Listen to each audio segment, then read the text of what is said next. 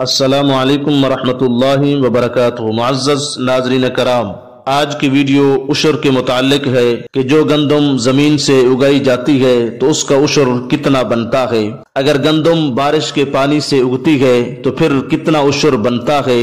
اگر ہم اسے پانی خرید کر لگاتے ہیں تو پھر کتنا عشر بنتا ہے۔ اگر گندم بارش کے پانی سے اگتی ہے تو عشر 10واں حصہ بنتا ہے۔ اگر اسے خود پانی لگا کر اگاتے ہیں تو پھر 20واں حصہ عشر بنتا ہے۔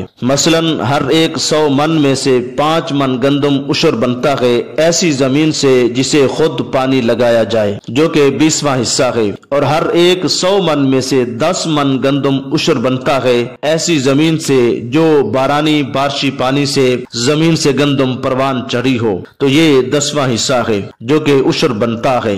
اگر ہر کاشتکار یہ عشر نکالے تو کسی غریب کو آٹے کی لائنوں میں کھڑے ہونے کی ضرورت ہی پیش نہیں آئے گی، اور کسی غریب کو پورا سال کوئی مسئلہ نہیں بنے گا۔ لیکن مقام افسوس ہے 80% لوگ ذمہ دار عشر نکالتے ہی نہیں ہیں۔ اسی وجہ سے ہر سال فصلیں پکنے کے قریب پہنچ کر اکثر تباہ و برباد ہو جاتی ہے۔ یاد رہے کہ عشر فصل کی زکوٰۃ ہے جو کہ فرض ہے۔ اسلامی ریاست میں مانعین زکوٰۃ کے خلاف، یعنی زکوٰۃ نہ دینے والوں کے خلاف سب سے پہلا قتال حضرت سیدنا ابو بکر صدیق رضی اللہ تعالیٰ عنہ نے کیا۔ تو لہٰذا ہر ذمہ دار کو چاہیے کہ وہ اپنے گندم میں سے عشر ضرور نکالیں۔ اس سے 2 فوائد حاصل ہوتے ہیں۔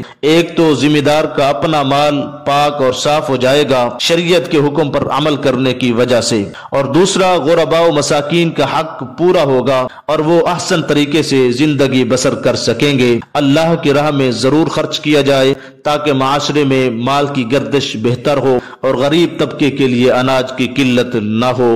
اللہ رب العزت ہم سب کو دین اسلام کے ساتھ وابستگی عطا فرمائے، آمین۔ وما توفیقی الا باللہ۔